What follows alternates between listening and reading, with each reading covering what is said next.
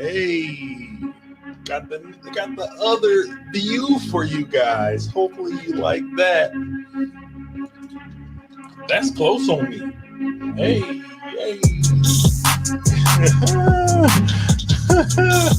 All right, let me stop playing around.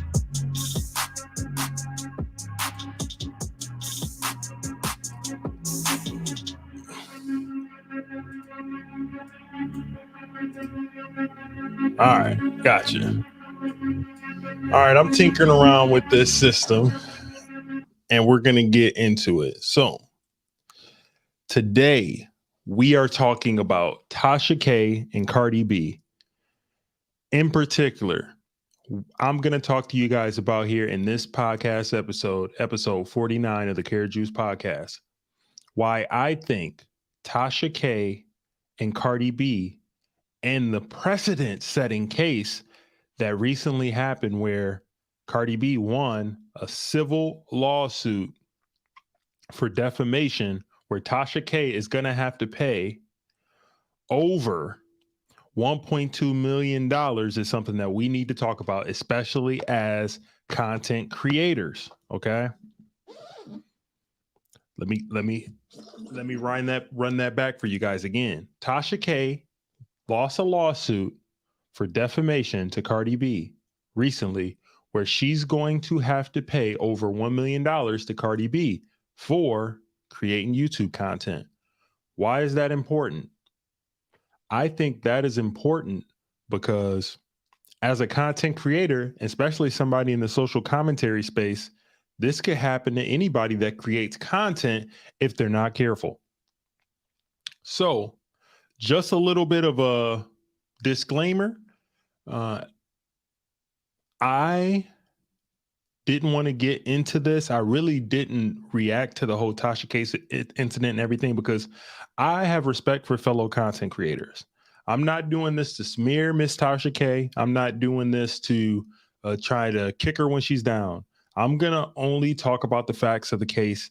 I'm only going to talk about my perspective on what I think it means for creators moving forward.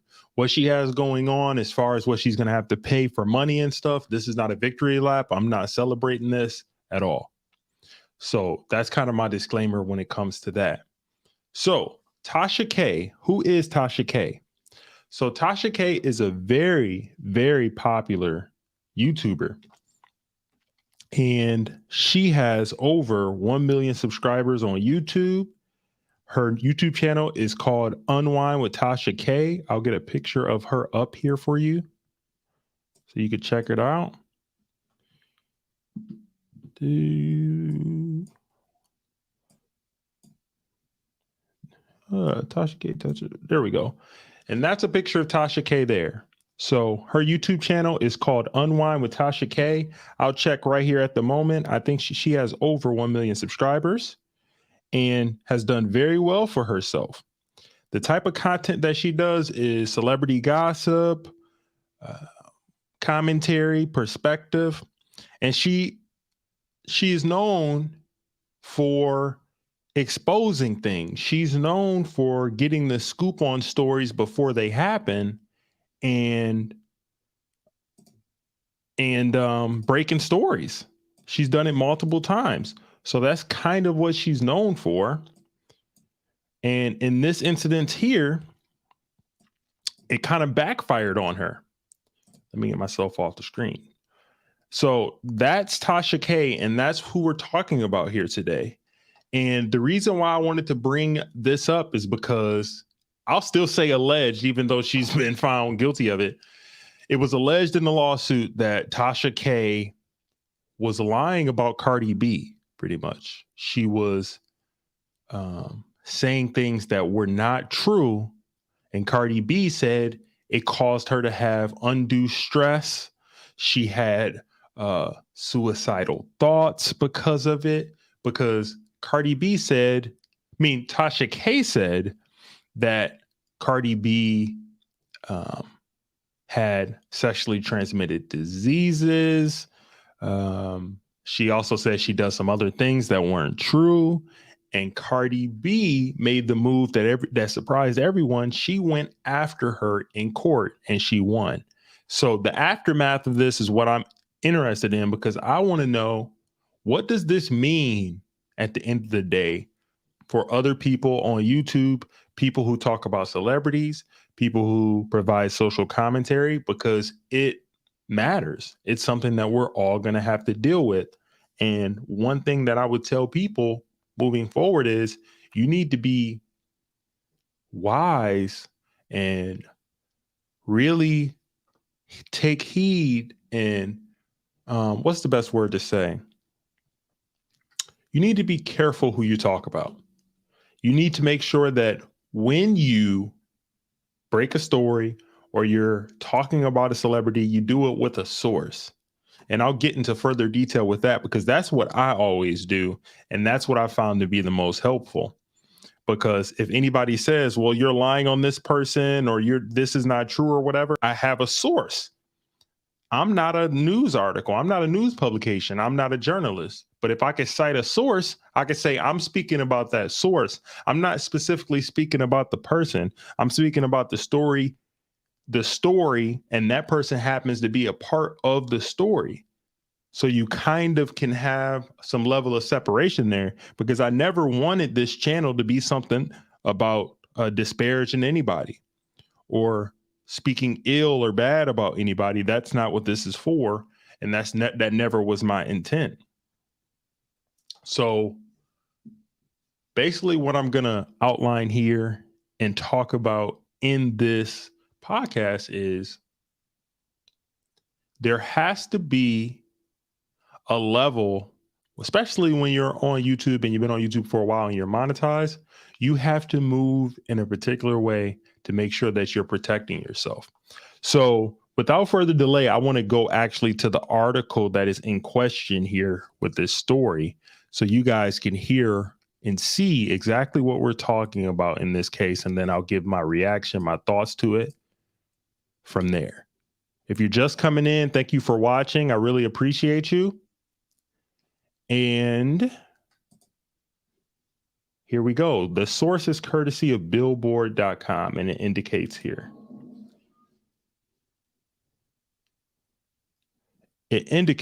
Oh, am I good? Let's go right here. Okay. The source indicates Cardi B wins $1 million defamation verdict against malicious YouTuber. It indicates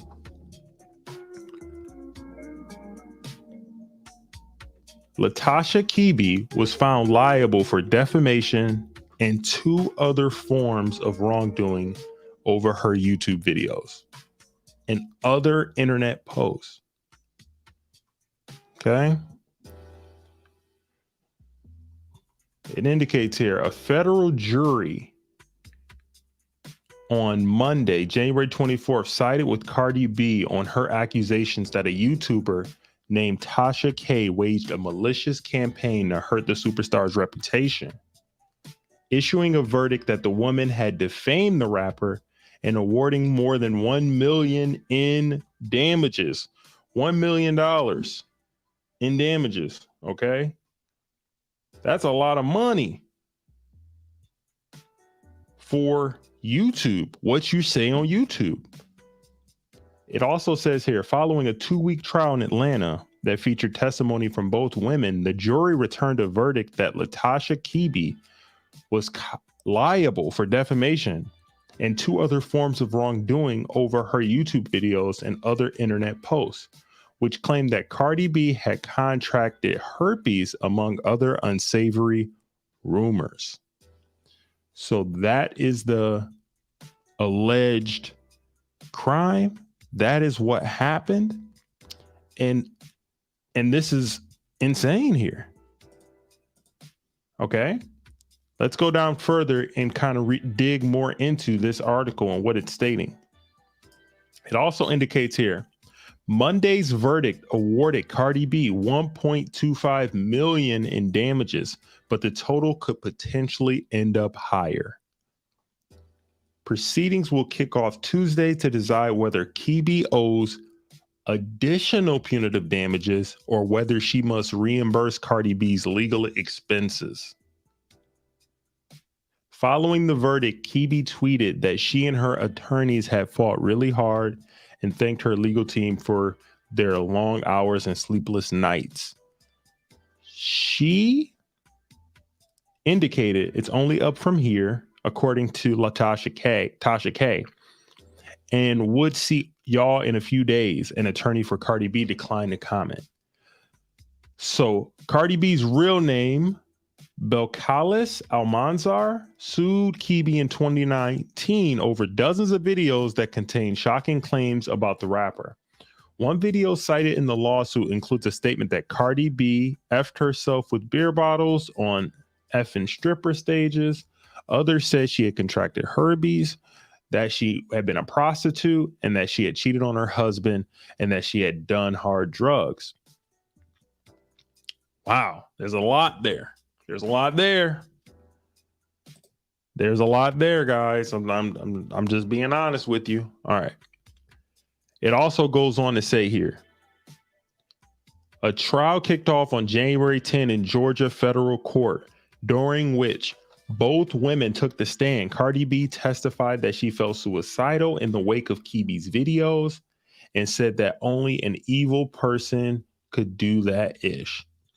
Kibi initially admitted that she knowingly published lies about the rapper, but she later tried to walk back that statement when examined by her own attorneys. Ultimately, the jurors sided with Cardi B on Monday. In addition to defamation, the jury also held Kibi liable for invasion of privacy through portrayal in a false light and intentional infliction of emotional distress. This is some serious stuff. I'm telling you. The thing is that a lot of people are wondering as far as with her career moving forward, does this mean, for as far as her YouTube career, does this mean it's over? What do you think? I mean, this is just not a good situation. I understand in today's day and age, a lot of people want to make content and a lot of people want to be creators and you want to get views. But you got to think about the long-term implications of things. And if you want to be a creator that has long-term longevity, you have to think about things like this. You have to think about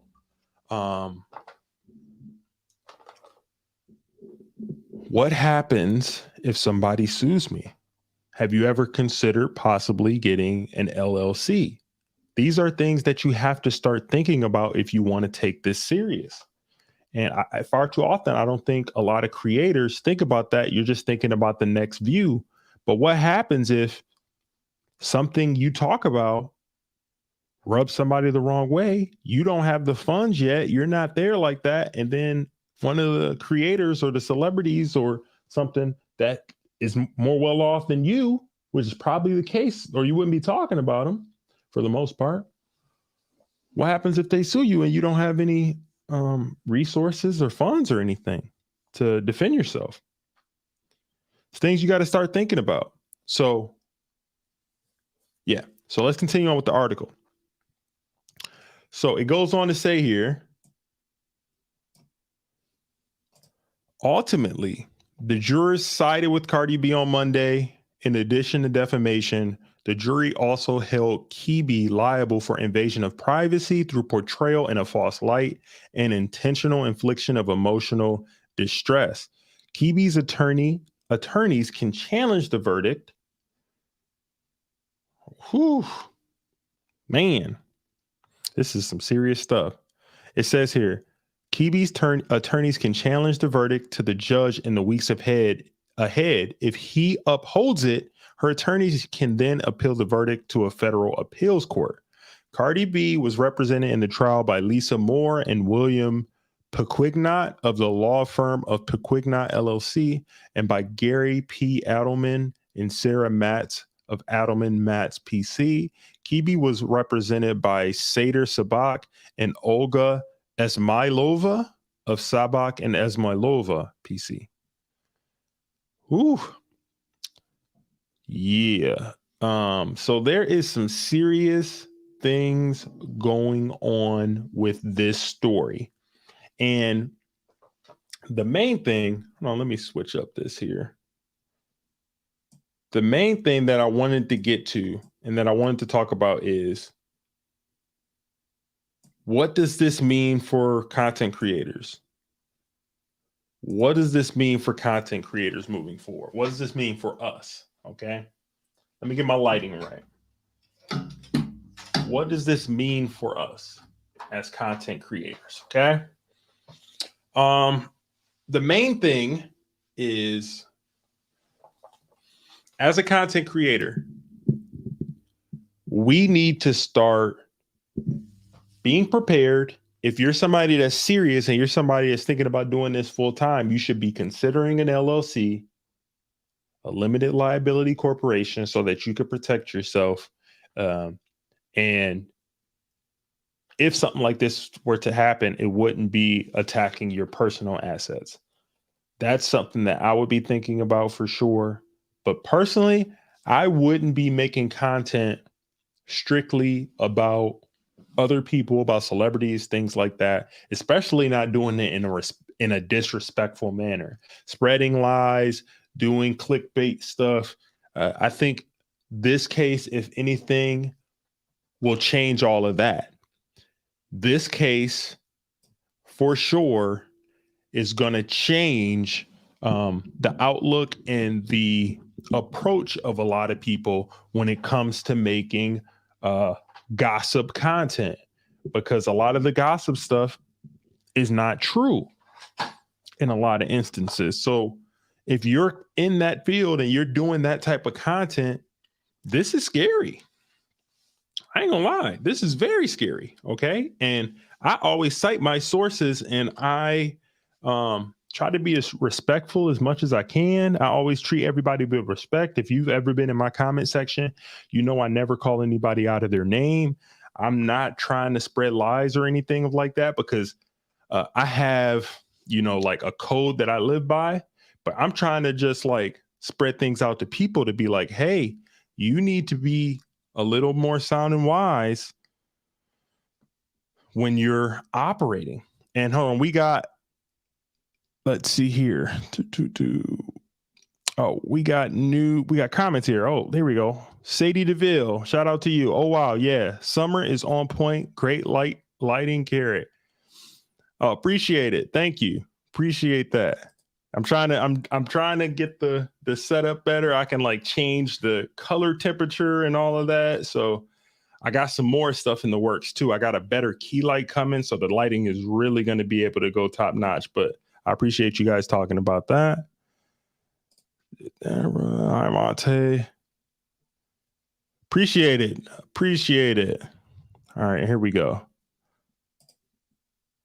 And Country Strong, what does Country Strong say? He says, always quote a source. You cannot just make up lies, maliciously attack someone, target and harass someone to the point that it will cause a financial or physical harm to another. I agree.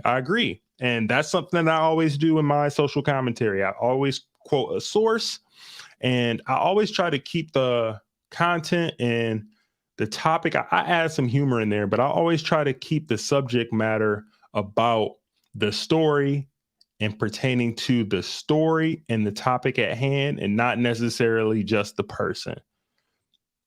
Country Strong also says the truth is always permitted. I agree. And Sadie DeVille says, really, really great insight, Carrot. Awesome. I appreciate it. Let's get the color temperature changed a little bit. Yeah, let's go pink. I'm having too much fun with this thing. That's cool. All right. So moving forward, what do we do now? What is the next step? I know for me, I'm still going to talk about trending topics. I'm still going to talk about what's going on as far as commentary with people and what have you. However, I am going to even be more diligent about making sure that I'm citing my sources, making sure that the article is from a reputable source as best that I can. And I think that's the way you could protect yourself if you're in the commentary niche. This doesn't affect everyone, but I just think this is a precedent-setting case for sure. What does Country Strong say? Country Strong says, I have 2 LLCs, one for my business and one for my assets. I don't keep anything in my name. Very smart man. Why? Shout out to him.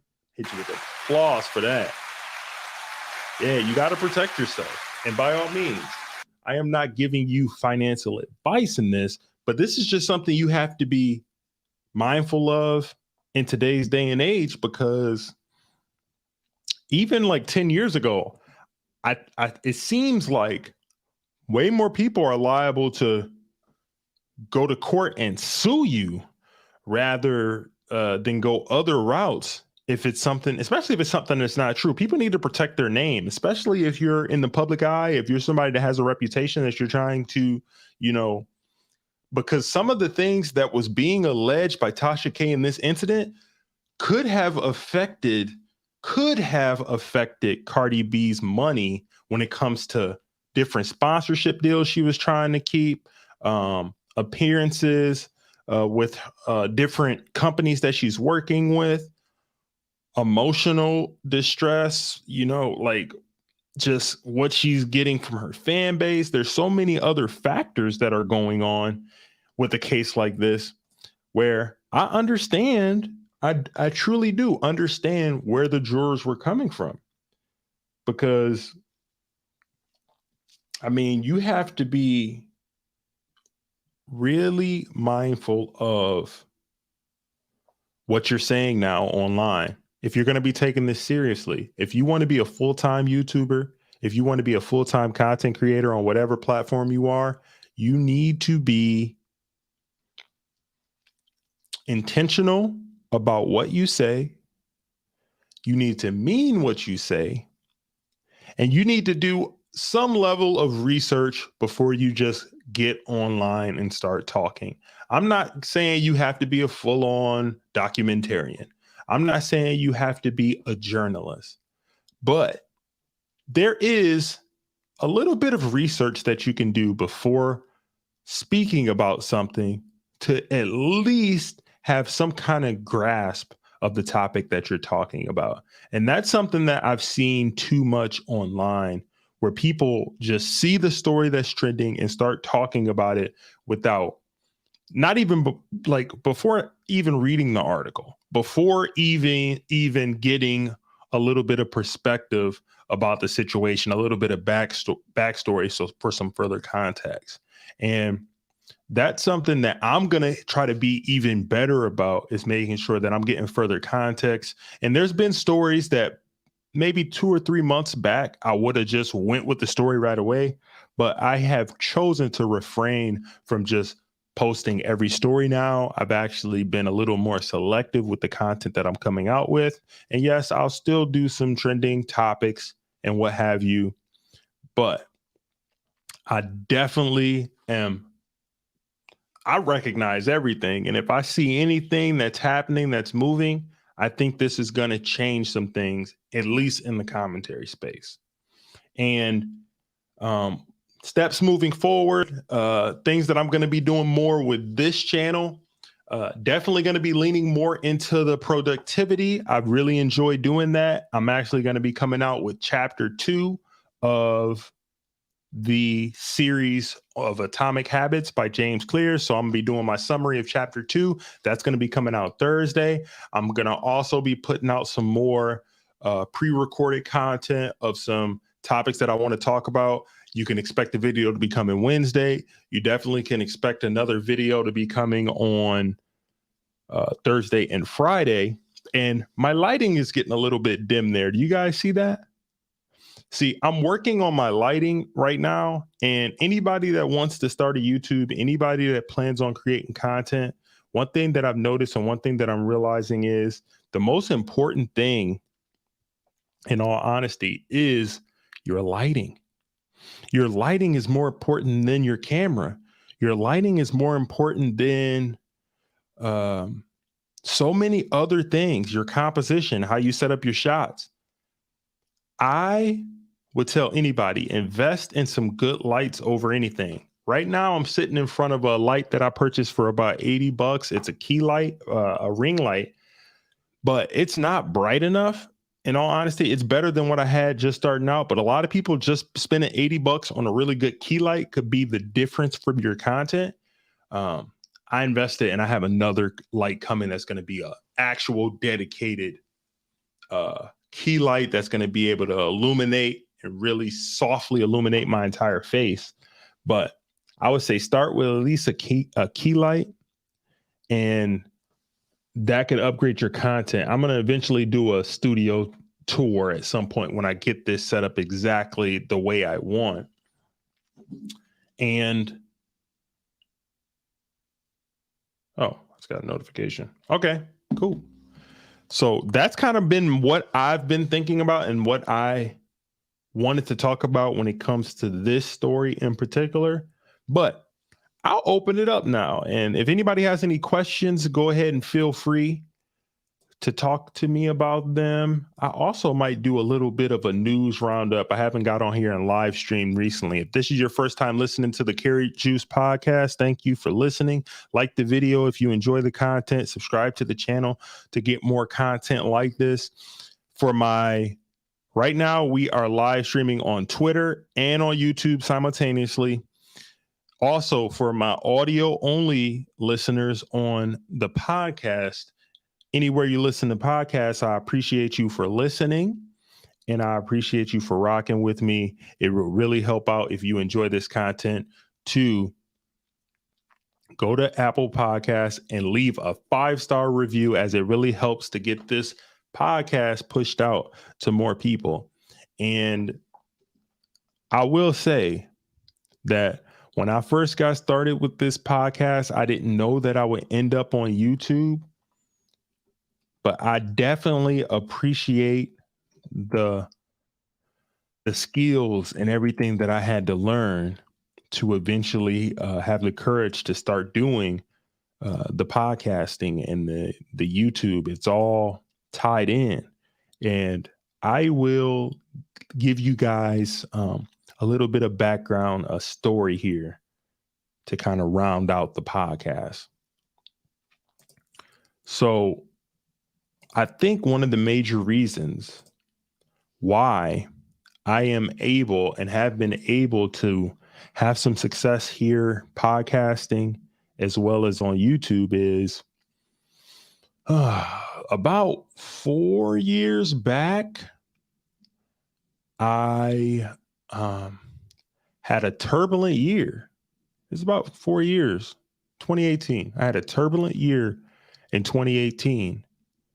I went to Vegas, had a good time, was hanging out with my friends, and I got back and I had just moved into a pretty expensive apartment downtown in the city where I live. And I was excited and I was really looking forward to, the next season of my life. And when I went in to my place of employment after that, I was notified that I was going to be let go. I was going to be laid off because of budget cuts. So that shocked me. And I only had like a couple of months to figure out what I was going to do. I had just signed a lease on a downtown apartment. The rent wasn't cheap. Okay. So I was trying to figure out what I was going to do. So ultimately I started applying for new jobs, and I ended up landing a job working for a company where we were doing direct marketing. So what is direct marketing, you ask? Okay. What is direct marketing? The direct marketing that we were doing was we were going door to door, knocking and getting rejected over and over and over again. I'm going to admit, when I first started doing it, it was not easy. It was actually pretty difficult. I was getting rejected more than I had ever gotten rejected in my life. Now, I'm a guy. We've all been rejected before, just coming up in our life, dating, all those type of things, being awkward. It's happened. But I had never been rejected at that frequency as I did during that season when I was working, doing direct sales, knocking door to door. But let me tell you something. I'm so glad that I did that. I'm so glad that I'd experienced that season, because what did it teach me? Do you want to know? It taught me how to handle adversity. It taught me how to persevere. It taught me how to be confident and an effective communicator. I had some confidence and I had some skills, but you have to hone them to a whole nother level to do that. So what am I trying to get to? I think that season of me I think I did it for like 4 or 5 months. That season of working, doing direct sales helped me for what I'm doing now. And I ended up getting called back to the place of employment where I am now. And I was only laid off for like maybe 5 months, but it taught me a lot. It taught me to never get comfortable with what you're doing. Things could always change, and you need to be able to adapt, and you need to be able to continue to learn and continue to grow. So from that day forward, I don't think I've ever been the same when it comes to never being satisfied with just where I'm at in the moment. I'm always trying to get better, always trying to grow. So basically what I'm trying to say, and hopefully it doesn't seem like I'm rambling, but YouTube has been a long time coming. YouTube has been very helpful in getting me out of my comfort zone. And I know it's something that could get you out of your comfort zone. And just to kind of land the plane and tidy all of this together is make sure that you're not pigeonholing yourself into just one type of content if you really don't know what you want to do yet. I understand some people do social commentary. I know some people do stuff talking about money. I know some people do things, specific niches, but step out of your comfort zone when it comes to creating content and trying to figure out who you want to be or whatever you're doing in life. And don't be afraid to fail. Don't be afraid to take some risks and some chances to try to find out what you're really made of. And I think in America and just in the world in general, a lot of people can get very comfortable and very complacent because comfortable is easy. Comfortable is what we know.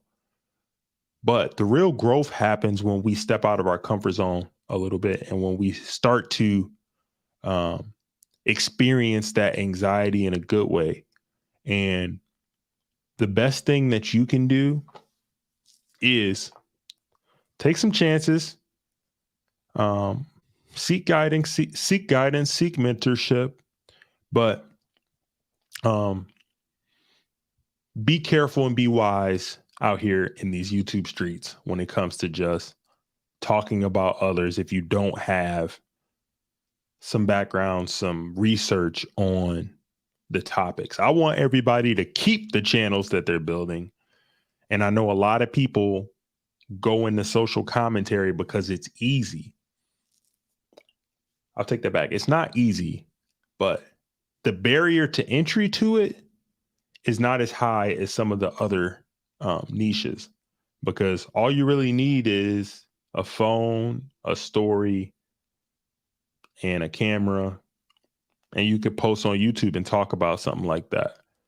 So I just want people to be careful because there's people who have really huge platforms that do content similar to Tasha K that I think this story that we talked about, that we opened this up with, will affect. It's going to affect a lot of people. And what I'm going to ask you is, can you adapt? Can you change? Can you show different degrees and levels of yourself? I think you can. I think we all can. And what I want the conversation to get to, and what I try to keep the conversation moving forward to, is a level of understanding and what can we do to continue to grow? What can we do to continue to get better? And I think that's why I've been gravitating more on this podcast and this YouTube channel towards the productivity content, because I'm fascinated by those type of things. I'm fascinated by how billionaires think, how millionaires think. What can I do to be better? What can I do to clear my mind? Reading more.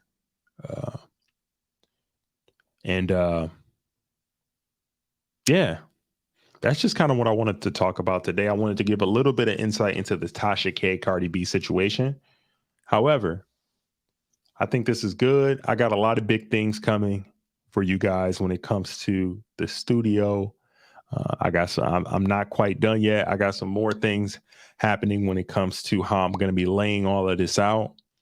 But I think that's a good place to end it.